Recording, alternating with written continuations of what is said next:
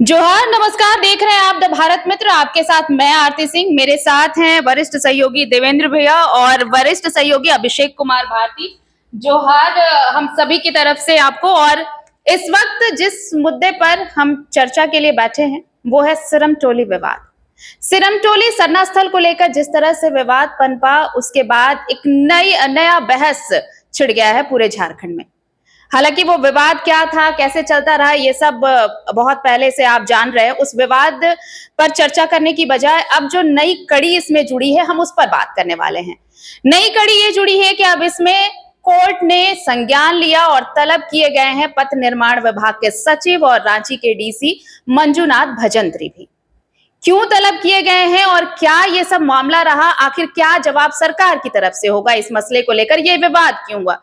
सबसे पहले देवेंद्र भैया से जानेंगे। आप इस पूरी स्टोरी को शुरू से ही कवर कर रहे हैं कि कैसे ये विवाद हुआ और उसके बाद क्या कुछ अब तक इसमें चला है, कैसे सियासी जमीन तलाशने की भी कोशिश की गई इसमें, लेकिन अब अदालत में इस चीज को लेकर अब सुनवाई होनी है, अब तलब किए गए। मैं स्पष्ट कर दूं आरती कि ये अदालत का मामला नहीं है। फिलहाल जनजाति आयोग की ओर से, एसटी आयोग की ओर से तलब किया गया है। और आपने ठीक कहा कि इस मुद्दे को हम लोग शुरुआती दिनों से कवरेज करते आ रहे हैं और कहीं न कहीं अब पॉलिटिक्स का अखाड़ा भी बना। जो मुख्य बात इस समय है कि 4 मई को जो बबलू मुंडा है, उनकी ओर से अनुसूचित जनजाति आयोग में शिकायत दर्ज की गई थी। उनकी शिकायत मुख्य रूप से यह थी कि सिरमटोली की जमीन का अतिक्रमण किया जा रहा है और जो ई टेंडर होता है, ई टेंडर में इस पूरे प्रोजेक्ट का डीपीआरए नहीं है, जिससे कि आम लोग उस डीपीआरए को समझ सके। 4 मई को शिकायत दर्ज होती है। उसके पहले आपने ठीक कहा कि सीएम हेमंत का पुतला दहन होता है, विधायकों का पुतला दहन होता है, सब यात्रा निकाली जाती है, आवास का घेराव होता है, ये सारे चीजें होती है, पर कोई लीगल एक्शन उस वक्त तक नहीं लिया जाता है। मैं बात कर रहा हूं कि सड़क पर प्रोटेस्ट करना एक जुदा बात है और उसको लीगल वे में लड़ाई लड़ना एक जुदा बात है। 4 मई को पहली कोशिश होती है और उसके बाद अनुसूचित जनजाति आयोग की ओर से राज्य सरकार के मुख्य सचिव को इस बात का दिया जाता है, सूचना दी जाती है कि जब तक जनजाति आयोग इस मामले का मामले को देख नहीं लेती है, कोई अंतिम फैसला नहीं सुनाती, तब तक इसमें कोई काम नहीं होगा। आपने यह भी देखा कि जनजाति आयोग के आदेश के बावजूद काम हुआ और बड़े पैमाने पर हुआ।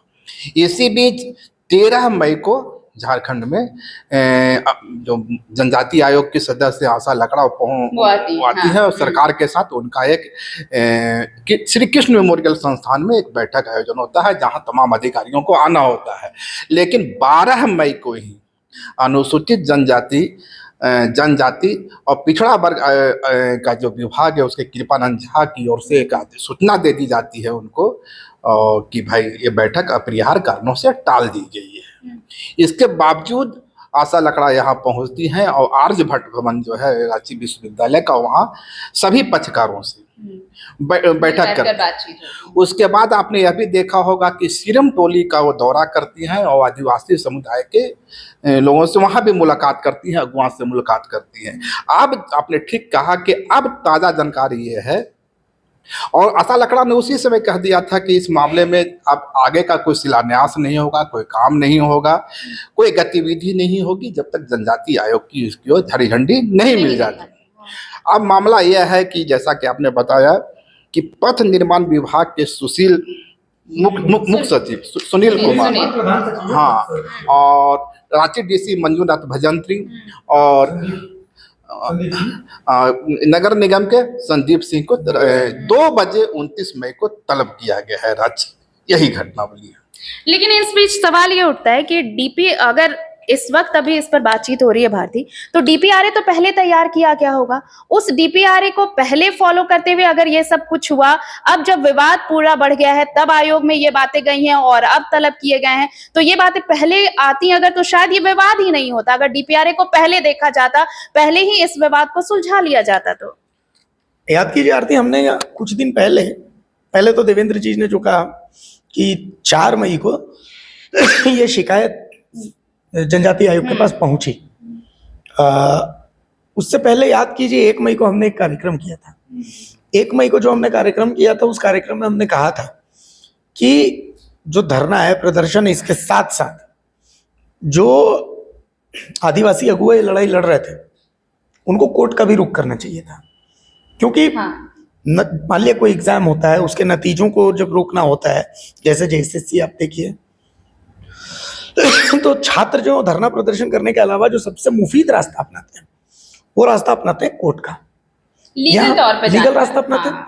यहाँ भी हमने उस दिन 2 सवाल उठाए थे कि आपको कोर्ट का रास्ता एक अपनाना चाहिए था, दूसरा आपको जनजातीय आयोग में कंप्लेन करनी चाहिए है आपके लिए। अच्छा हुआ 2 दिन बाद ही सही, लेकिन कंप्लेंट गई।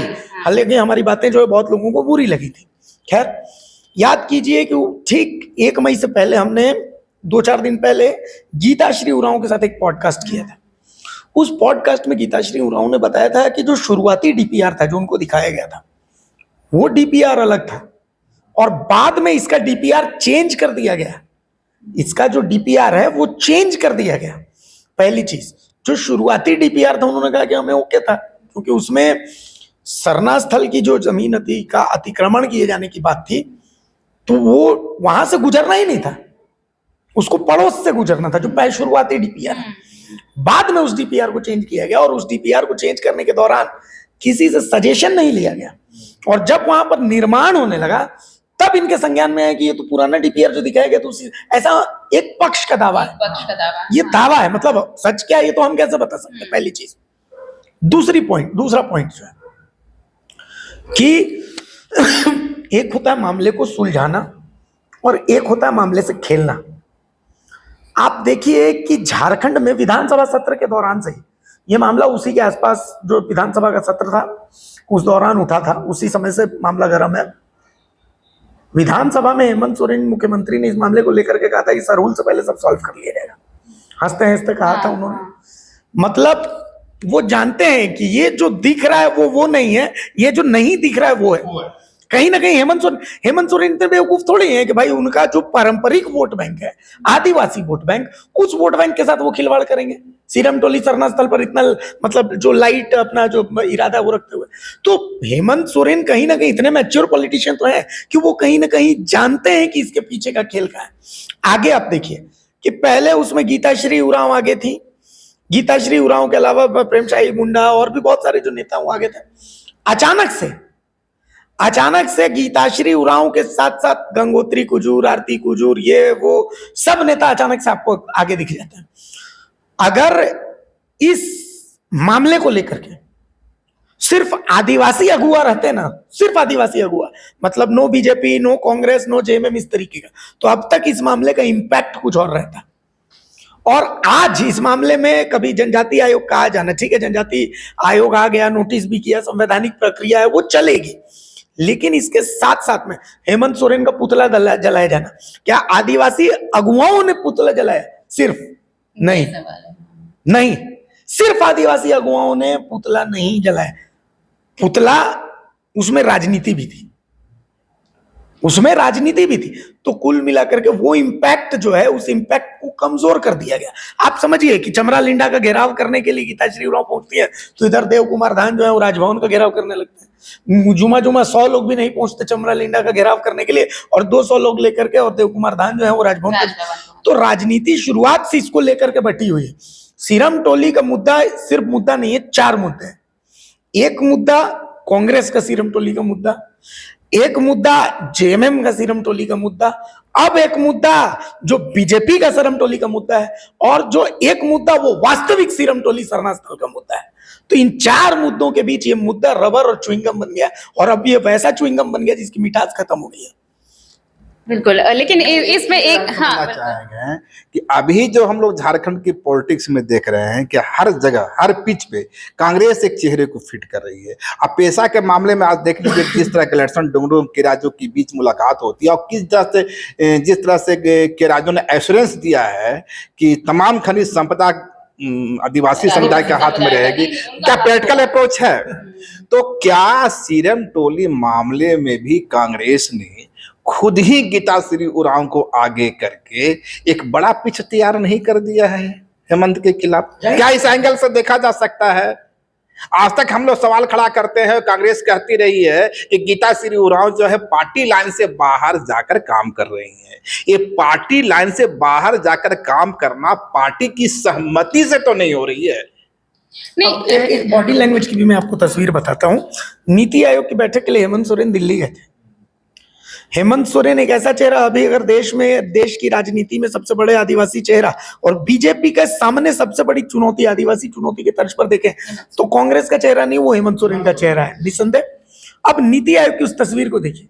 भगवंत मान आए, भगवंत मान यूं झुकते हैं मोदी के सामने, पीएम मोदी के सामने, लेकिन हेमंत सोरेन सीना डाल के खड़े हुए, आंख में आंख डाल करके बात कर रहे हैं। ठीक है, एक ऐसा नेता जिसको घोटाले के आरोप में, गड़बड़ी के आरोप में जेल भेजा गया, इतने कॉन्फिडेंटली पीएम मोदी के सामने खड़ा है। तो देखिए अभी कौन किसके साथ खड़ा और कौन किसके खिलाफ है। सरकार चलाने के लिए सबकी अपनी मजबूरी है, लेकिन राजनीति किसके किसके साथ और राजनीति किसके किसके अगेंस्ट है, ये समझना। हमारे आदिवासी भाई जो है ना, मतलब आप कुछ बोलिएगा तो दिक्कत ये बोलेगा ये आरएसएस का एजेंट है, ये जो है उसका एजेंट है, उसका है। लेकिन अपना दिमाग लगा करके एक बार ठंडे दिमाग से सोचिए कि कब से आप मुद्दा बनते हैं और आगे कब तक आप मुद्दा बनते रहिएगा, ये आपको सोचना है। हम लोग तो ठीक है, ज्ञान देंगे, आधा घंटा आप हमें देखेंगे, यूट्यूब हमको पैसा देगा, हमारी भूमिका खत्म। लेकिन आपको अपनी भूमिका तय करनी है ना भाई। आप अपनी भूमिका क्यों नहीं, आप एक हीरो के पीछे कब तक घूमते रहिए, खुद हीरो बनिए, अपनी आवाज खुद उठाइए।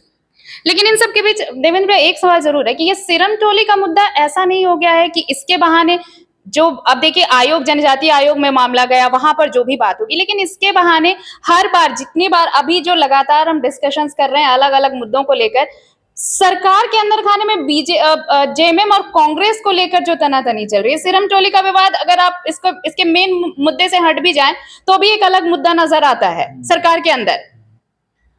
हाँ, सरकार के अंदर के हर पॉलिटिकल पार्टी की अपनी एस्पायरेशन होता है, आइडियोलॉजी, एस्पायर। हर पार्टी अपने को एक्सपेंड करना चाहती है। कांग्रेस भी चाहती है कि हम एक्सपेंड करें, जेएमएम भी चाहती है। आखिर बिहार में जाके चुनाव क्यों लड़ने चाह रही है, 12 सीटों का दावा कर रही है, उड़ीसा में जाके चुनाव लड़ने की तैयारी में, पश्चिम बंगाल में उसकी महत्वाकांक्षा गलत थोड़ी है। कांग्रेस की भी अपनी महत्वाकांक्षा है और अपने हिसाब से अपने घोड़े फेंकती है, घोड़े छोड़ती है। घोड़े छोड़े हुए हैं, रणबांकुरे मैदान में कूदे हुए हैं। सवाल यह है कि सिरम टोली मामले का अंतिम समाधान अब क्या होगा। क्या हम लोग ने एक खबर चलाई थी और हम लोग ने खबर चलाया था कि सरना तनातनी एक हाईजेक हुआ, सिरम टोली का मामला, कितनी क्रिटिसाइजेशन हुई हम लोग की। पर आप याद कीजिए, उसी जैसे ही इस मूवमेंट में आरती कुजूर, गंगोत्री कुजूर और दूसरे भाजपा के चेहरों की एंट्री होती है, ये आंदोलन कमजोर नहीं पड़ गया। और ठीक अभिषेक जी ने ठीक इशारा किया कि यदि ये आंदोलन वहां के अगुवान के हाथ में होता, आदिवासी समुदाय के हाथ में होता और कोई पॉलिटिकल पार्टी के लोग नहीं होते, तो शायद हेमंत सोरेन अब तक बुलाकर उन लोग से संवाद कायम कर लिए होते।